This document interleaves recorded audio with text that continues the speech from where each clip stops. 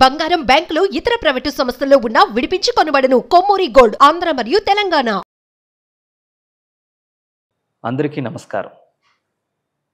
ఈనాటి కార్యక్రమంలో స్లీప్ ఆప్నియాకి సంబంధించినటువంటి యోగిక్ ట్రీట్మెంట్, ఏ విధమైనటువంటి ఆసనాలు చేయాలి, ఏ విధమైనటువంటి ముద్రలు చేయాలన్న దాని విషయంగా ఈరోజు మనం తెలుసుకోబోతున్నాం.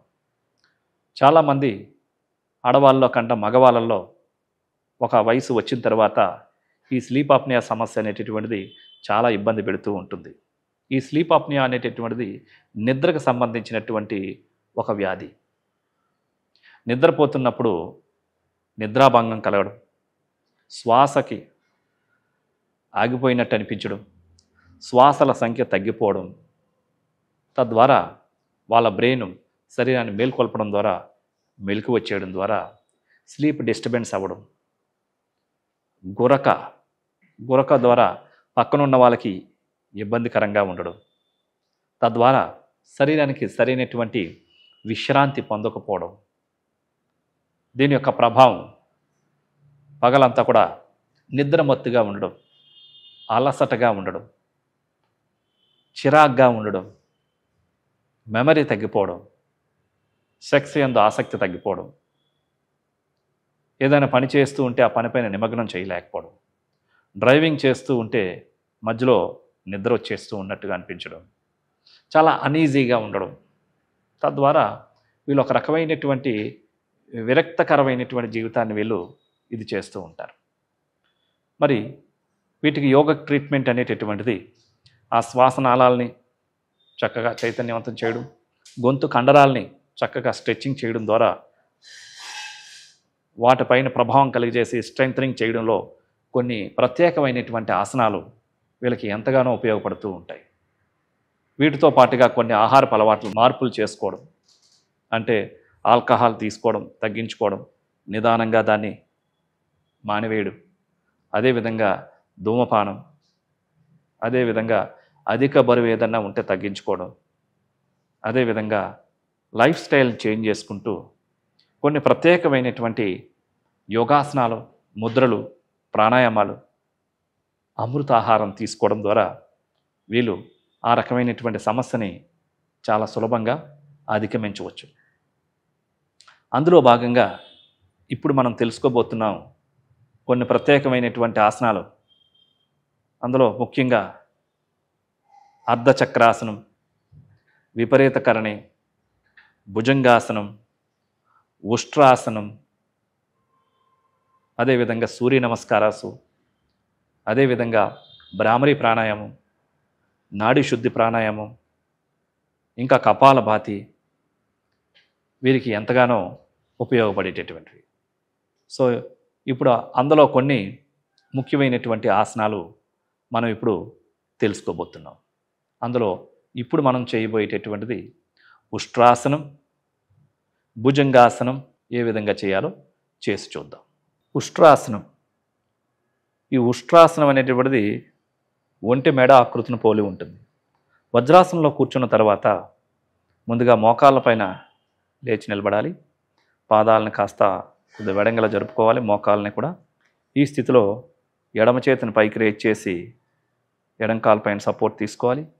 అదేవిధంగా కుడి చేతిని కూడా రేచి చేసి కుడి పాదం పైన మోపి తలను పూర్తిగా వెనక్కి వంచి పృష్ఠభాగాన్ని కాస్త ముందుకు నెట్టే విధంగా ఉంచితే దీన్నే ఉష్ట్రాసనం అంటారు.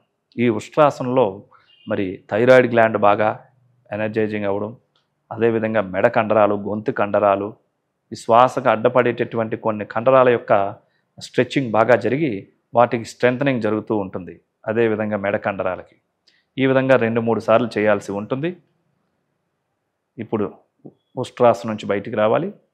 లెఫ్ట్ హ్యాండ్, రైట్ హ్యాండ్ని యథాస్థానానికి తెచ్చుకోవాలి. ఇప్పుడు క్యాట్ పొజిషన్,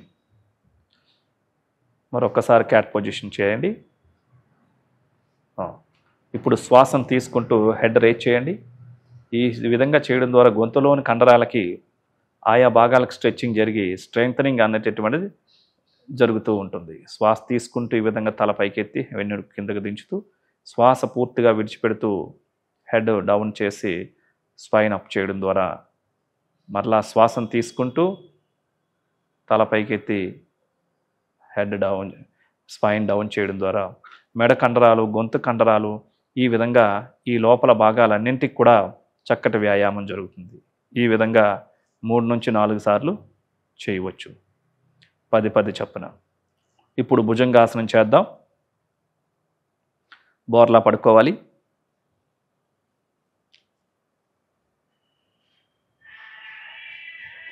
బోర్లా పడుకొని 2 చేతులు భుజాల దగ్గర ఉంచుకొని శ్వాసను తీసుకుంటూ హెడ్ రేజ్ చేయాలి. హెడ్, నెక్, షోల్డర్స్ ఎంత వీలైతే అంత పూర్తిగా పైకి స్ట్రెచ్ చేసి పైకి చూస్తూ ఉండాలి. ఈ స్థితిలో ఒక 10 సెకండ్స్ కానీ, 20 సెకండ్స్ కానీ, 30 సెకండ్స్ కానీ నిదానంగా పెంచుకుంటూ వెళ్తూ 3 నుంచి 4 సార్లు చేయాలి. స్లోగా డౌన్ చేయండి. ఓకే, ఇప్పుడు మనం పశ్చిమోత్తాసనం చేస్తాం. లేచి కూర్చోండి. అర్ధ పశ్చిమోత్తాసనం చేద్దాం. కాళ్ళు 2 స్ట్రైట్గా పెట్టుకోండి.